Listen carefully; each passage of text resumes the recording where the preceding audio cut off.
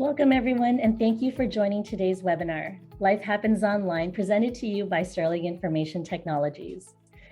This whole month is a culmination of this entire long month campaign that our team ran to celebrate Cybersecurity Awareness Month in partnership with Get Cybersafe and the Government of Canada. What this campaign and webinar really want to accomplish, aside from creating awareness on how important cybersecurity is to ensure that all Canadian businesses and individuals learn what they need to do to prevent cyber threats and attacks from happening. Our keynote presentation today is from one of our partners, Kevin King of EC Council.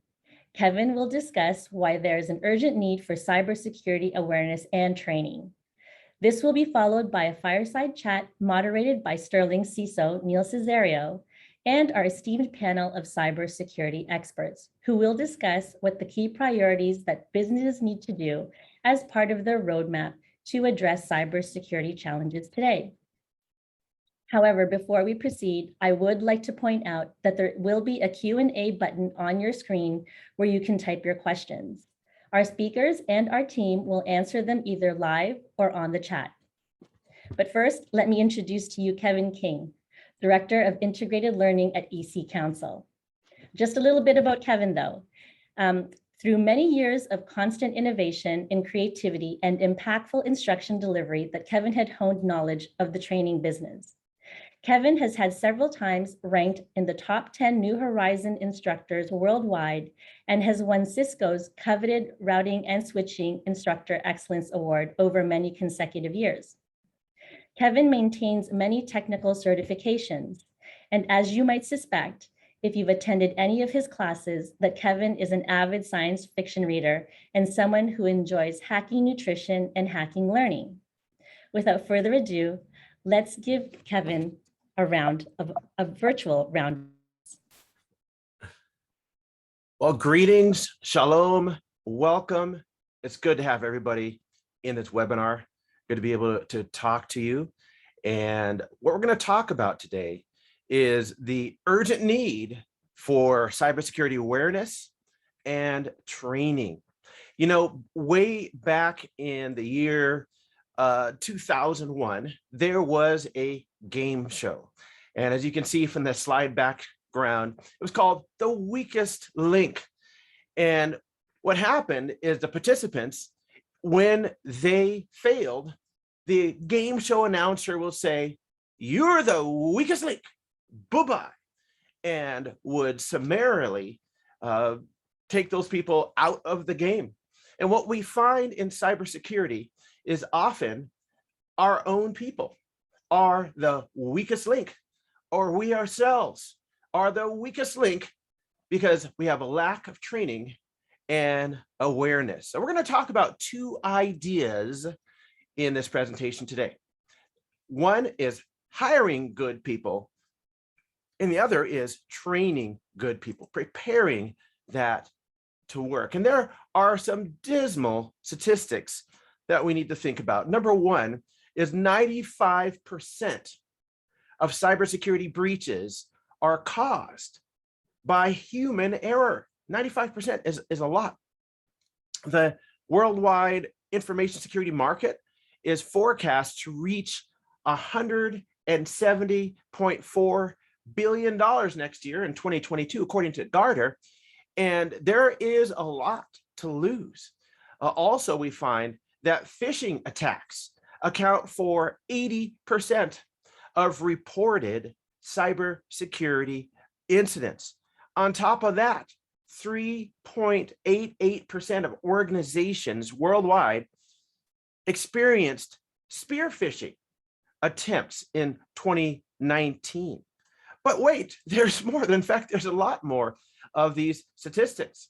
The average cost of a data breach is $3.86 million in 2020.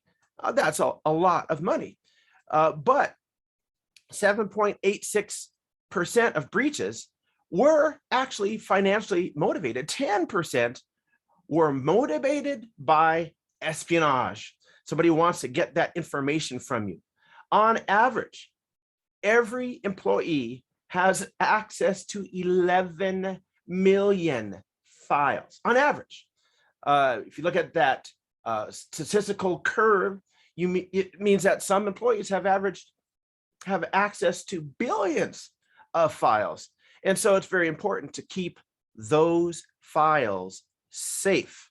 Also, 8.45% of breaches featured hacking, 17% involved malware, and 22% involved phishing.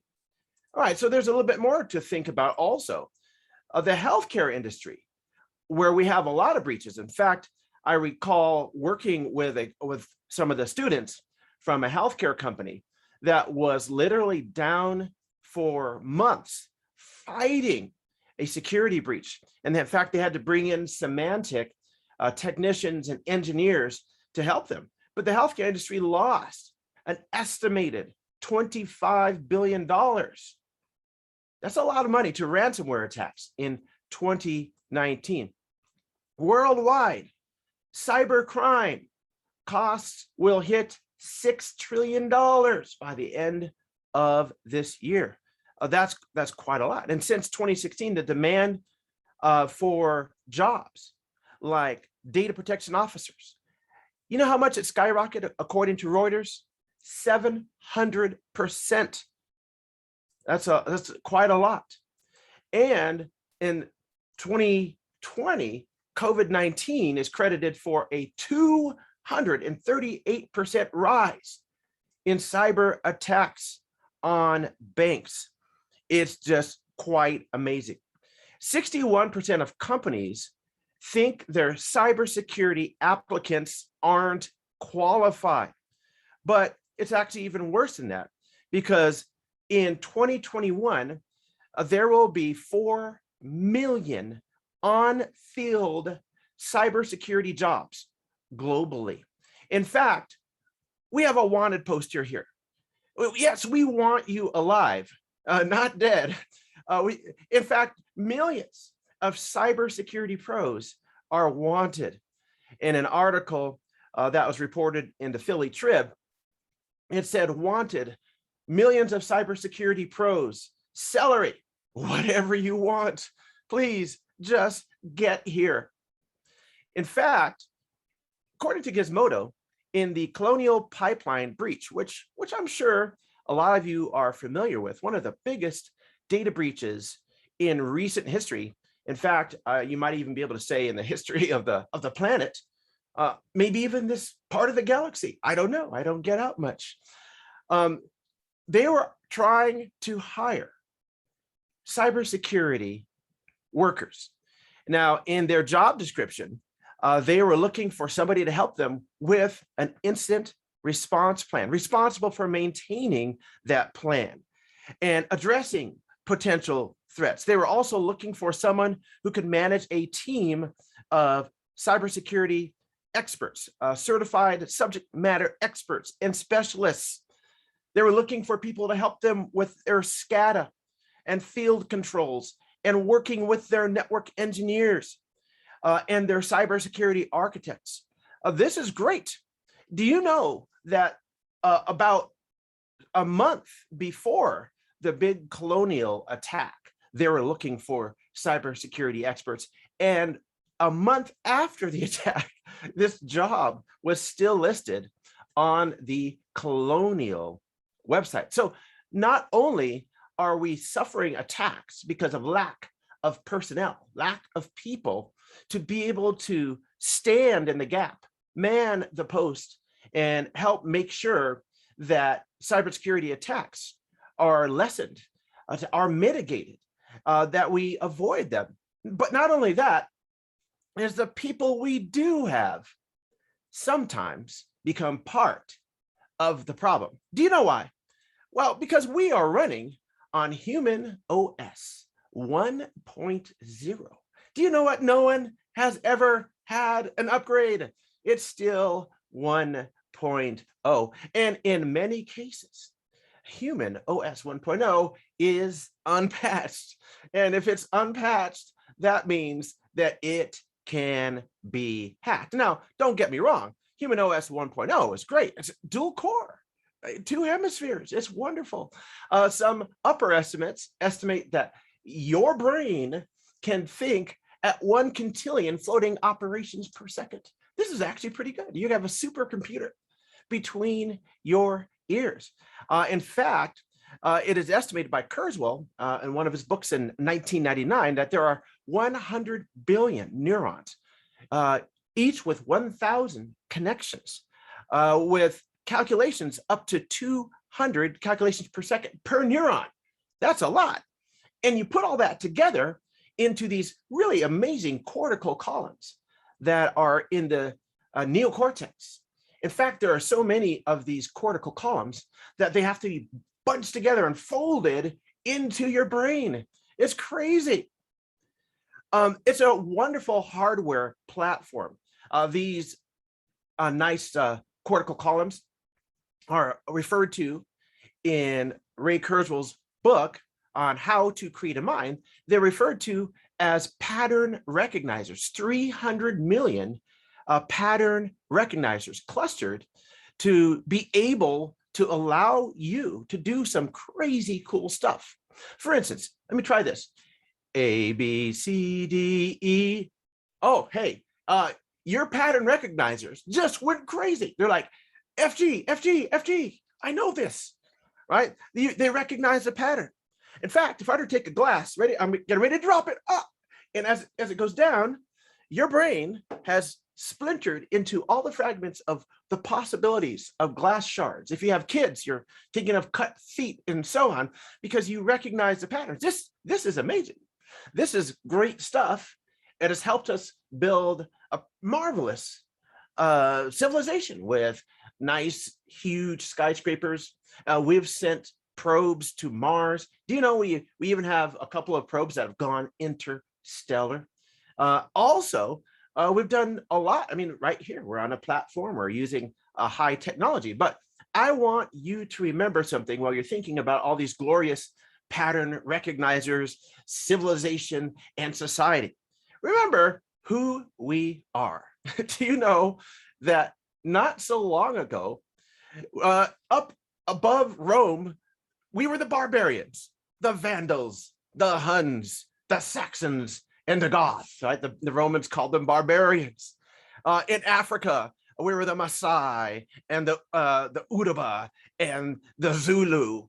In South America, we were the Maya and the Zapotec, and in China, the Miao and the Qiang. In Russia had the Tartars and the Kazakhs. A bunch of tribes. And I'll tell you what, these pattern recognizers running on the human hardware platform worked marvelous for those times. And then we discovered technology, we discovered science, and we went from a population that for millennia never reached out of the hundreds of millions, went to 1 billion, and pretty soon, boom, modern mankind.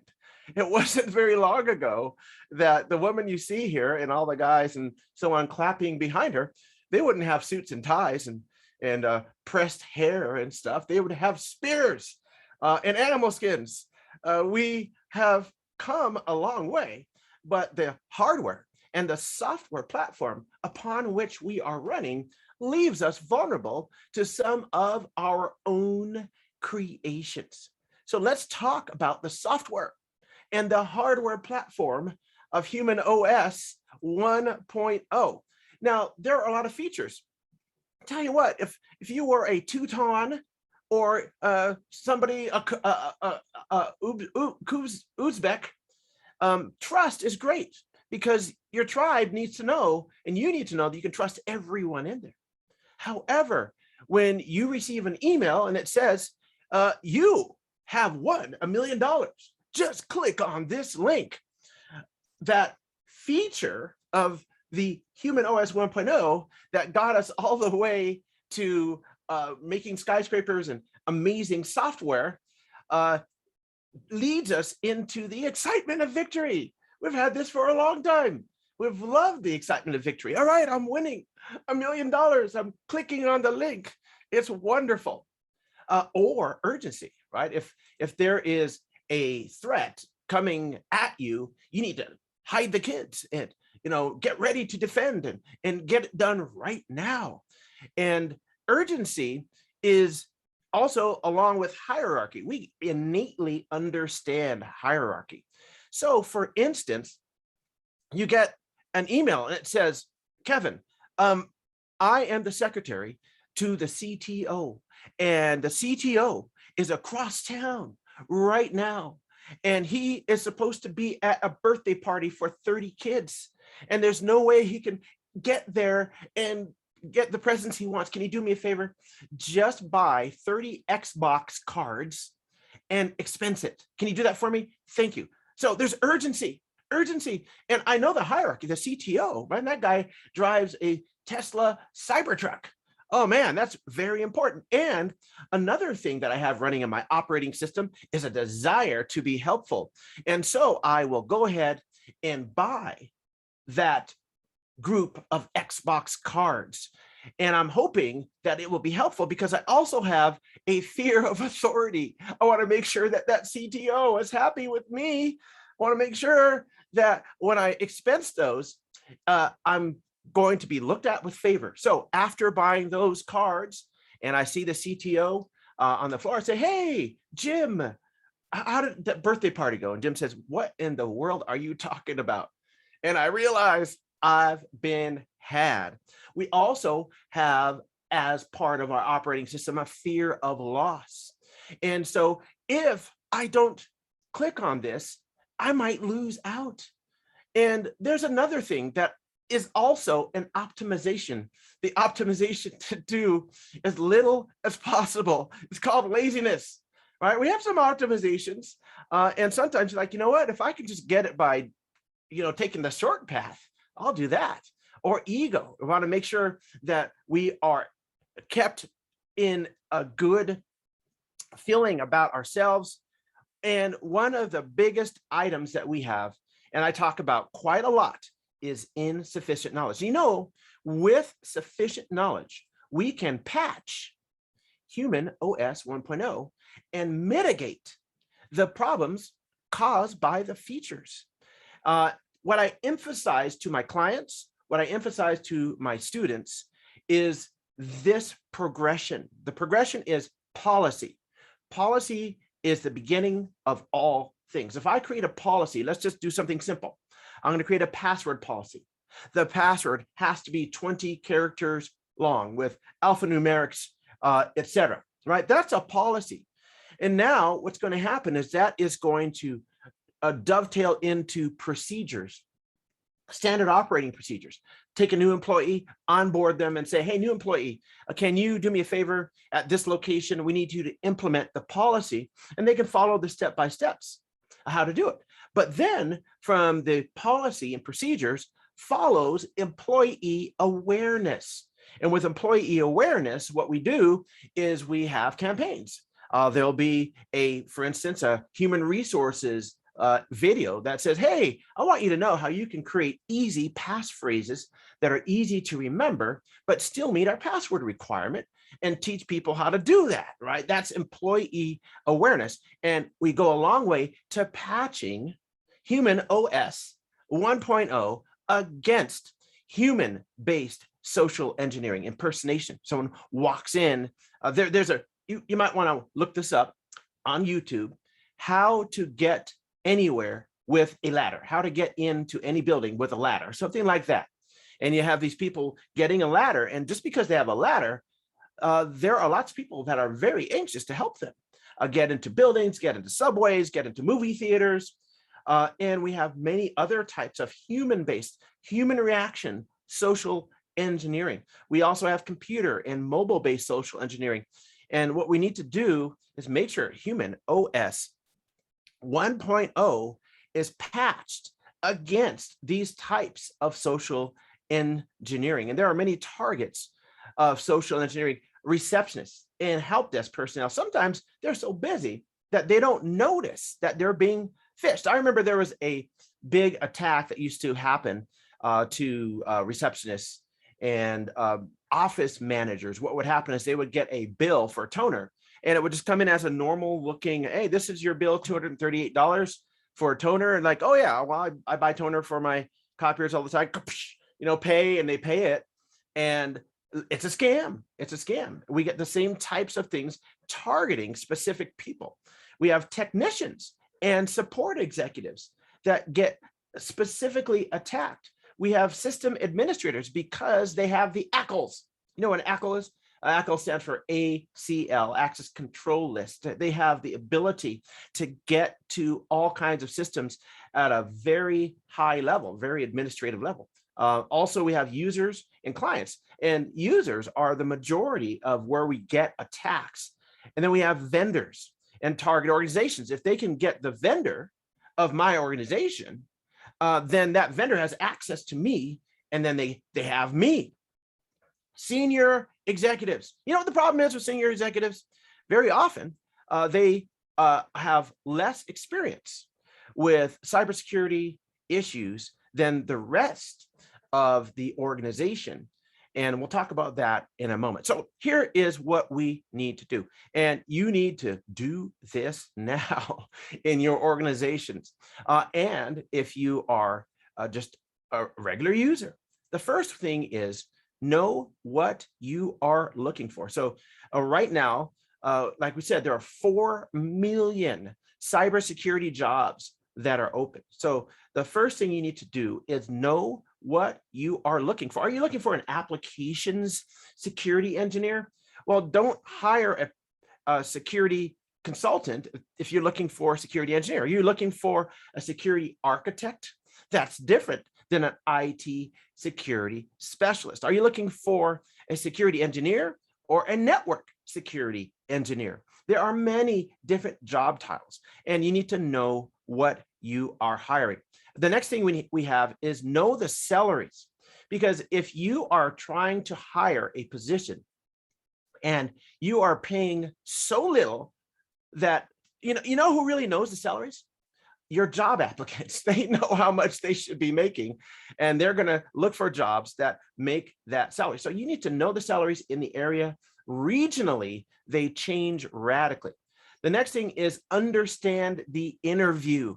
I'll tell you what, the interview is so much, so important. And if the person who is doing the interview does not understand the field, then they are not going to find the right people. For instance, you can ask an applicant in cybersecurity, how do you define risk? You can ask them to tell the difference between intrusion detection, prevention systems. What is the CIA triad? Explain the differences between the parts of the CIA triad. Hey, can you tell me a symmetric encryption protocol versus an asymmetric encryption protocol? Oh, if you needed to do a vulnerability assessment on this organization, what are the steps that you would take to make that happen? Oh, and what tools would you use? If you have an applicant that says, I would look it up on Google, then you say, well, it's been nice having an interview with you. I hope you have a great day. You need to know and understand how to do that interview. Make sure you have soft skills. And these are just human skills. You want to make sure that even though you're hiring cybersecurity people, yeah, I know we're geeks, we're nerds, but we need to be able to communicate with others, work in teams, and be, in general, cooperative and congenial. Lastly, unthink college. Unthink college.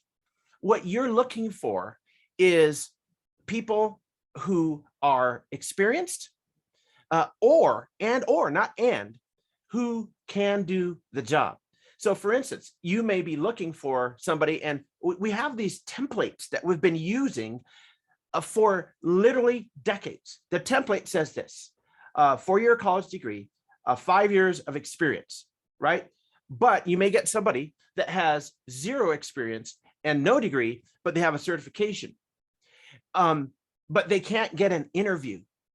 And even though they're the best in the field, they get scraped out by the AIs that are managing their resumes. They can't get in. And so you're missing out on good people. So unthink college and rethink experience. Rethink experience. The next thing we need to do is train good people.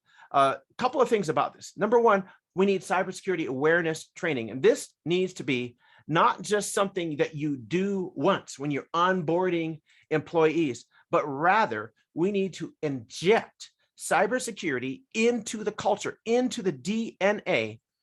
Everyone from the CEO down to the cleaning team that comes in at night needs to make sure that that is an incentivized, positive, constant program within the organization. It cannot just be something you do once. It cannot just be something you do quarterly. It has to be part of how you do business. And finally, CTO, CFO, accounting worker, electrical engineer, janitorial staff, mailroom people, lead by example, which means that you are going to be a participant in cybersecurity, working to understand and work with and increase the culture of cybersecurity awareness. Now, one second to the last thing is adopt a zero trust security model.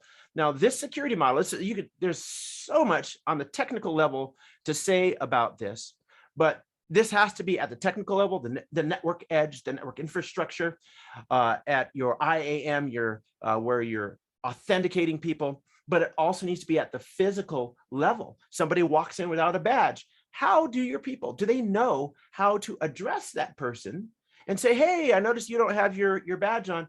Can I take you back to the front desk and let you sign in and get a badge, right? Zero trust at the network, at the application, and at the physical level. And lastly, drill, baby, drill. No, not drill for oil, but we want people to practice these things over and over and over again. So we're going to give them fake phishing emails.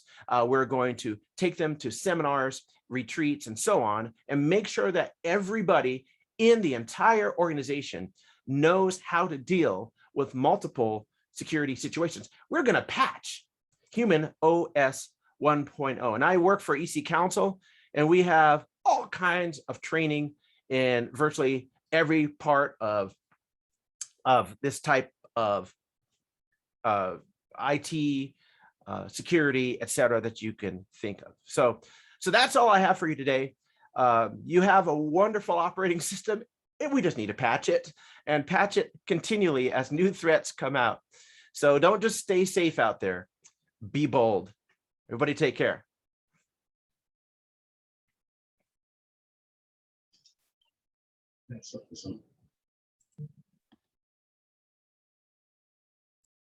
Thank you so much, Kevin. That was amazing. There's actually a few things that I pulled out from your presentation. One, cybersecurity, there's such a need for qualified individuals. So for those of you that are out there and you're maybe thinking, I'm not liking what I'm doing right now, there's a lot of that happening right now within the pandemic. This is an opportunity for you to make that jump. And number two is that we think we know, but we really don't know. So I thank you so much, Kevin, and I look forward to having you on one of our Sterling podcasts to explore this further. Now, I'm just going to go back. So thank you so much. Appreciate it. Next on our roster is going to be our fireside chat. This will be moderated by Neil Cesario, our Chief Information Security Officer of Sterling Information Technologies. And Neil is responsible for spearheading Sterling Information Security vision, our strategy, and our execution to our customer security posture. He has had over 28 years of experience working with C-suite executives of the most respected companies in the world, providing expert advice and technology and leadership service. This panel, Neil will be joined by George Tubin. George is the Director of Product Strategy at Cynet and recognized expert in cybercrime prevention. He was previously VP of Marketing at Socure and Senior Research Director at Tower Group, where he delivered thought leadership and insights to large enterprises on cybersecurity, as well as identity and fraud management. Dedi Yarkoni. Dedi is the CTO and co-founder of Cyolo. a zero trust network that lets you securely connect your employees, your third-party contractors, and manage devices, as well as run new and old programs while adding governance to user behaviors. Yoni Harris. Yoni is the product manager at Cyolo. He is responsible for leading the product roadmap all the way to driving secure process globally. He previously led SaaS API products where he successfully merged his entrepreneurial company in the omnichannel and cloud data management segment. And last but not least, we have Kai Chung. Kai is the head of the technical team for Cyrisq, a product of Sterling Information Technologies that offers AI vulnerability risk management platform. Try saying that 5 times. Kai is a seasoned practitioner in cryptography, cybersecurity, and in application development with over 20 years of global experience with Fortune 100 companies. And something that you may not know about Kai, he also holds several patents in AI. So let's give another virtual round of applause to our panel of cybersecurity experts.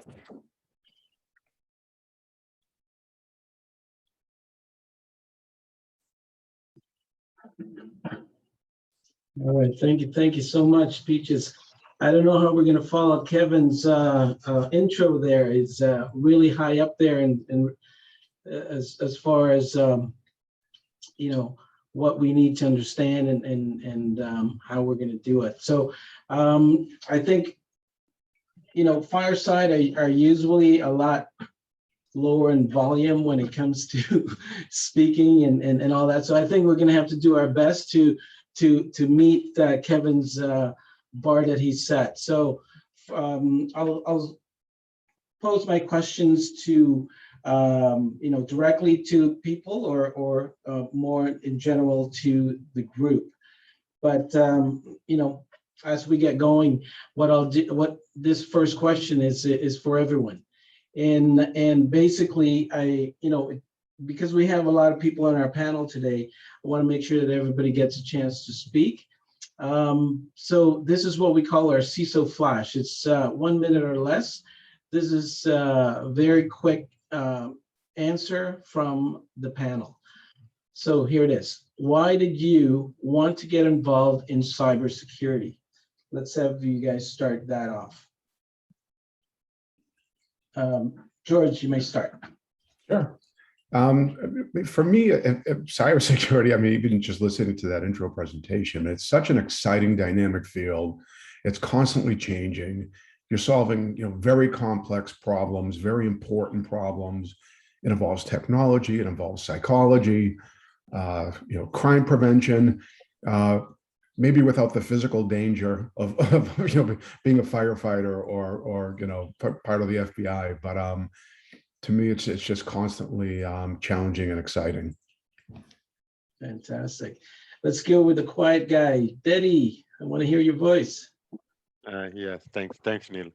Yeah, so I think that one of the main reasons is that the challenge is like it's a mouse and cat game. Yeah, it's everything is evolving all the time. You need to be, the attackers are being more and more creative. The defense needs to be more creative, and in this game, you need to think about the users. You need to provide solutions that, you know, not blocking the users with the attackers, but allow the users to work and prevent the attackers from getting in there. And this is why I love it. Very challenging, that's for sure. Yoni, I'll take yours. Sure. So first of all, thank you for the introduction. You know, this is a great question, and moving into any, you know, new domain is quite a I would call it a challenge. But essentially, putting it this way, you know, the world is transitioning. I wouldn't even call it to cyber, but essentially, you know, everything is data based. And not the intriguing part, but I think just being, and this is kind of leading what Dedi said, you know, focusing on the user. You know, we're all turning into machines. Access is transitioning, you know, into IT-based access, and essentially, to me, that seems like definitely the correct path to go for the careers in the next 10 or 20 years. And least, you know, not least, but the most important part is the people. You know, people in the cybersecurity world are definitely more interesting and intriguing than other domains. Got it, got it. And Kai, I know that you've got several patents in different areas. I want to know exactly, what brought you to cybersecurity? First of all, thank you for the kind introduction. Hello, everyone. I believe that, once upon a time, maybe some hackers may think that they are, self-righteous and they're trying to hack to take down, big, evil corporations. But these days, the hackers are, preying on the mom and pop shops, honest people trying to earn a living. They will put ransomware everywhere, trying to extort money from, honest business owners and small business owners. And it's not right. So, for me, cybersecurity has always been a personal calling that, I'm helping, people who are vulnerable to defend their business, their interests, and so that, those criminals will not have an easy time, just preying on the weak and the unprepared. Fantastic, fantastic. I feel the same way. Now that we're finished the CISO Flash, now these are more questions directed. For this one, it will be directed to group, and anyone can, just chime in and make sure that you have your say. First question would be, how has cybersecurity changed in the past 5 years? And what do you predict will happen in the next 5 to 10 years? Anyone can start. Go ahead, George. You're on mute. You're on mute. Of course I am. Well, you heard in some of these intros, the cat and mouse game, the fact that things keep getting more advanced, more complex. You build a 10-foot ladder or a 10-foot wall, and they come back with a 15-foot ladder. It's just this continuous back and forth. And there's been a lot of really great technology developed that's very, very effective at preventing cyber attacks. The problem is things have gotten so complex now that you need a massive budget to afford all the technology, a large group of cybersecurity experts to operate everything that's needed. And I think we're starting to see an inflection point where we realize that we have to simplify, we have to consolidate technology, we have to simplify, we have to automate, we have to get back to the basics, the human element, the basic understanding of risk, and what we're actually doing rather than just throwing technology at it. And I think a lot of this is going to start with the smaller organizations, the organizations that just can't afford to do everything that the large organizations are doing. MSSPs are going to play a big role in bringing all this together for smaller organizations that just can't afford the large complex technology stacks that large enterprises do. So I think we're in for a really exciting time where we rationalize things now. Fantastic. Yeah, absolutely. And then that's actually Sterling's strong suit, which is hitting the SMEs and bringing products like Cynet and Cyolo into the forefront, so that way they can also get the same quality of solution that the Fortune 500s or Fortune 1000s are getting at a lower cost that they can afford. And that's really one of the biggest challenges, is getting it into the SMEs without that, within the price point that they can budget. Yoni, I'd like to hear something from you in regards to your prediction and what's happened in the past 5 years. Sure. So I think I'd even like to continue what George was saying. So, so the world of I call it cybersecurity or even cyber connectivity, the way we put it, kind of is changing and transitioning. So essentially, if we discuss maybe the 3 pillars, right, of where we see some of the products, especially our products, different than in the past. So obviously the first one is zero trust, right? It was coined a while back, but with obviously the term assume breach, right? Trust no one, including vendors. And we believe that that is the first pillar of change. Continue what George was saying, reducing TCO for products is I think one of the main challenges for C-levels in organizations, right? There are so many tools out there, security tools and IT tools, and you have to employ more and more teams, right, to manage these tools.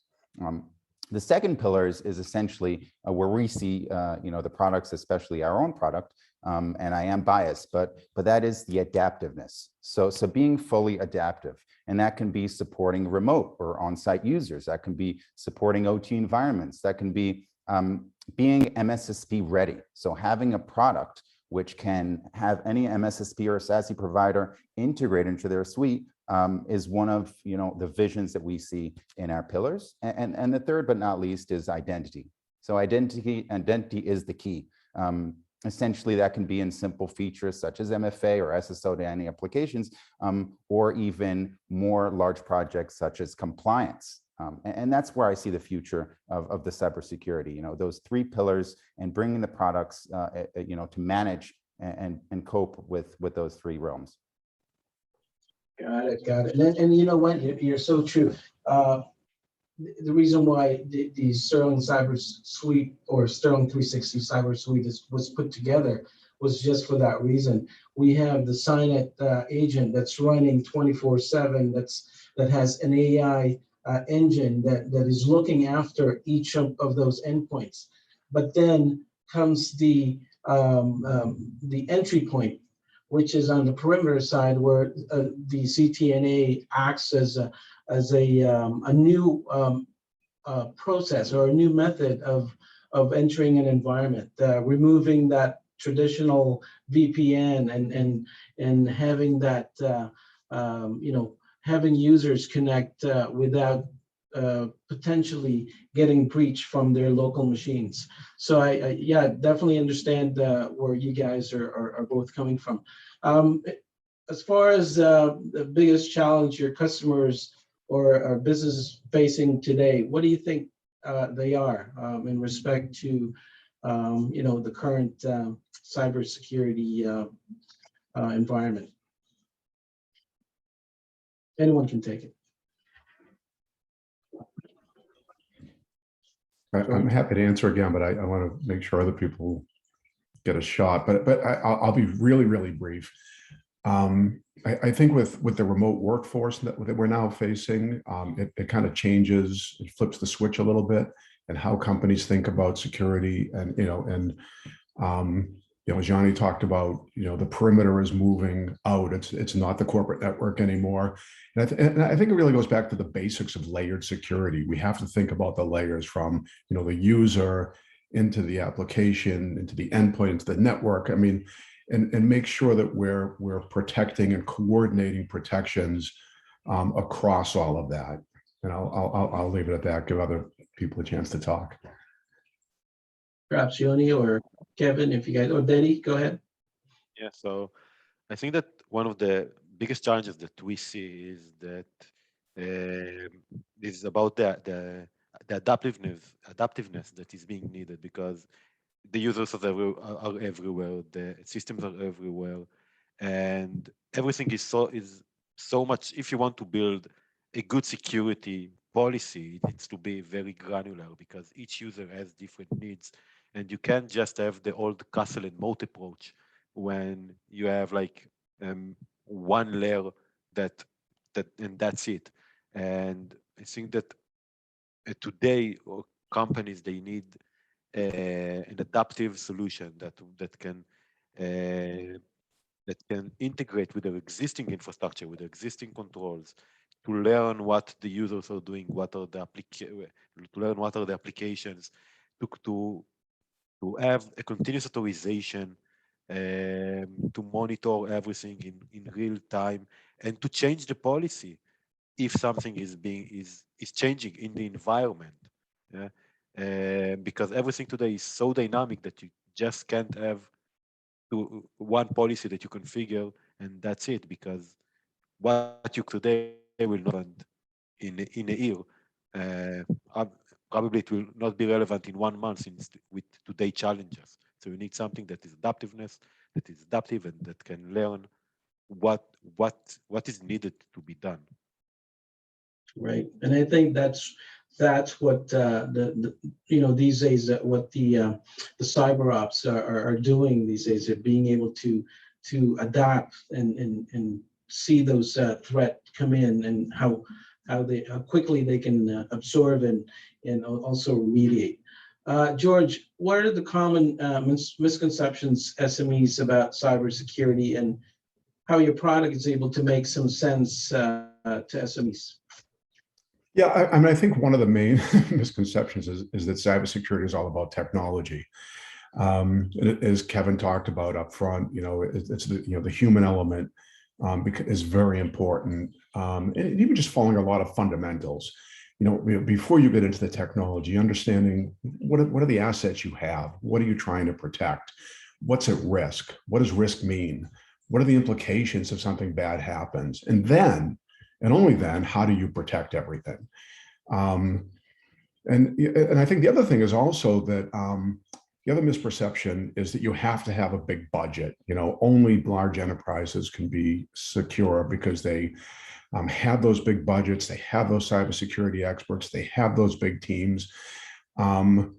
But that's just not true anymore. Now, even small companies, with what you're doing, you're bringing a lot of technology together, a lot of expertise and understanding, so that anybody can be as protected as a Fortune 1000 enterprise. Absolutely, from training all the way to endpoint protection and perimeter security. Yoni or Dedi, for companies who do not have any cybersecurity policies in place, how can they start? Sure, so I can take that. That's a great question. Obviously, what George was saying, even companies that don't have a large budget, they can definitely start. So there again, there are two approaches. The first approach is using a product that can integrate, the way that he said, adaptiveness to any infrastructure. So as an example, one of our clients, for example, they don't have an identity provider, right? So one of the features of the product is to support, right, having local users and local groups. The second approach is essentially giving the minimum requirements for that organization to pinpoint their need, right? So the organization doesn't need to have, all the 9 yards of the tools, the remote browser isolation and the best firewalls, if they only need to be compliant with a specific protocol. And that, again, is all about people. So that is understanding the need of the organization and then giving the specific product for that need. A lot of organizations are running to get the to get the best tool. However, there's no need for that, and that is why that at times the prices are just skyrocketing for hundreds of US dollars per user for a specific function and feature. And that's where I see it's going. Having the products today support the need, making sure they're efficient, making sure they're adaptive, right? And you don't have to hire a whole team of a security specialist to support these products. And that's what we see the world is going from our customer point of view. Yeah, I see that as well. I'm just going to skip one and then come back to that because I have a better question for Kai. Kevin, Yoni, and George, how do you and your companies stay on top of industry trends and changes? George? Kevin, Yeah, sorry. for me, it's a lot of reading. The security vendors, industry analysts, security experts out there produce a lot of content, especially on social media. It's all right at your fingertips. Of course, you have to take everybody's position with a grain of salt. I used to be an industry analyst, and I spent most of my time figuring out what vendors were lying to me and misrepresenting and overstating. So, it becomes kind of an art because you do see some vendors doing that quite a bit, and everybody kind of has an agenda. So it is a lot of reading. There are a lot of great discussion groups now on LinkedIn and other social platforms where you get a lot of CISOs and VCISOs and experts, other industry experts talking. and just, get into those and become familiar and do a lot of reading. As a company, of course, cybersecurity companies do have a lot of folks on the front line that are looking, dark web and looking at latest attacks and deconstructing those and understanding where some of the threats are moving to. So, that becomes a very interesting source of information as well. Got it. Thanks, George. Hey, Kevin, I wanted to get your take on this and see how you guys are staying on top of industry trends. Over the decades, one thing I've found it very important to do is to specialize. Back a long time ago, I was generally into so many different technologies and capabilities, but just like George was saying, what I find myself doing is plunging down a specific area. And what that does is that specific topic. So let's say that we're talking about SDR or some other type of zero trust technology that leads you into other technology branches, information, implementation, and so on. But cybersecurity and IT in general is an area that changes constantly. It's at the forefront of human change. And if you're not constantly reading, like George was saying, if you're not constantly involved and participating, then you're in trouble. In EC Council, we have actual teams that put together subject matter experts to help create the classes and the course material. And we are on a churn, just like everybody in this panel, to keep our classes, keep our content up to date, release new versions, and so on. So it's a constant, I wouldn't even call it a struggle. It's a constant job, and that in a very positive way, in my opinion. Sounds good. Hey, Yoni, maybe you can just wrap that up as far as your company's how they stay on top. Sure. So I think this is gonna be connected to what Kevin said. I think in the first 30 seconds, it's all about the people. As you know, Cyolo is an emerging startup in the startup nation, and we're constantly. I mean, the office is full of new people every day. So bringing in new people, bringing in people who have knowledge is definitely the way to go for our approach, at least for bringing that new knowledge and cutting edge to the organization, and that's definitely kind of I would say the magic touch of becoming successful in this domain. Yeah, I hear you. I'm going back to the question for Cyrisq. Hey, Kai, I know you've experienced a lot of serious breaches in the past and even ongoing. What are the top 3 attack types that you believe many organizations should be concerned with? Without getting too technical, I know you're that type of person, and kind of just give us a brief on those 3 types of attacks. Okay, so I think for to quantify what is a serious breach, we'll be looking at the seriousness of the consequence. I mean, the breaches they're very, very sophisticated, or sometimes they are very, very that simple, depending on the vulnerability and how big the hole is that someone forgot to close. But I think in terms of the consequence, the top 3 has got to be ransomware, phishing email, and data leak.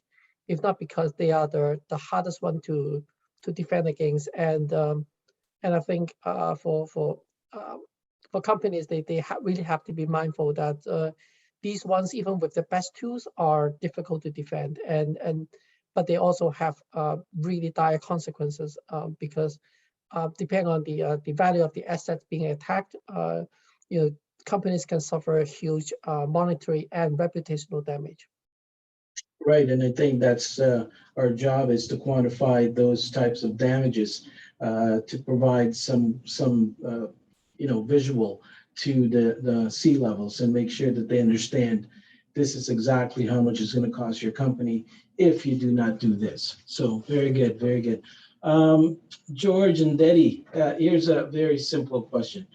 Describe a complex cybersecurity concept like XDR and ZTNA. Those are terms that are just being thrown around, but we want to make sure we get the easy to understand language. George? Yeah, I could. So XDR, the easiest way to think about it is we talked about a big company technology stack. It's kind of consolidating a lot of elements of a big company technology stack onto a single platform. So it's using multiple points of detection and prevention. It's coordinating all that together. And then using a lot of automation to prevent threats and remediate threats across the environment. I guess it's the simplest way to say it. Got it. Got it. Daddy? ZTNA So or Yoni? yeah, Yeah, go ahead. so ZTNA, like if we'll try to simplify it as much as we can, is to describe it as an identity-based connectivity. Yeah, so that everything will be based on identities, and users will only get access to what they need, and only to the specific operations that they need to do when they need to do that. So the attack surface will just to reduce the attack surface as much as we can, and everything will be based on identities. Everything will be authorized, monitored, and logged. Got it. Got it. Listen, guys, I, in respect of everyone's time, I think we've hit our target hour, and I really do appreciate.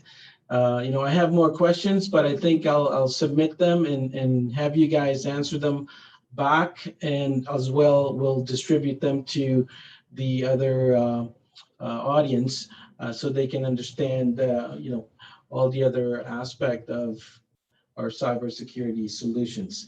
Thank you so much, and I'll pass it back to Peaches. Thank you so much, everyone. That was great. I always say that there's always one person in the organization that may not be as technical as everyone else, and that would be me. So the fact that I found this webinar very interesting, and I for the first time, I think I understood a webinar that has to do with cybersecurity, and I found it very entertaining. So hats off to everybody in the panel, as well as for Kevin. This is great, and we look forward to having more webinars and podcasts that you can participate and listen to. So everybody, on behalf of our Sterling team, I would like to thank everyone for taking the time out to attending the webinar. We are offering a 14-day trial to those who are interested in learning more information about the products we offer and how our business can help you achieve a holistic and stress-free cybersecurity. Please go ahead and visit that link that's there, sterlinginfo.com/landing page/. And thank you to our partners, the Government of Canada, and Get Cyber Safe, EC Council, Cynet, Cyolo, and our very own Sterling product, Cyrisq. So thank you very much, everyone. Have a fantastic morning, depending on where you are. Have a fantastic evening for our Cynet and Cyolo partners. And for everybody else, enjoy the rest of your day. Thank you, everybody. Bye. Fantastic.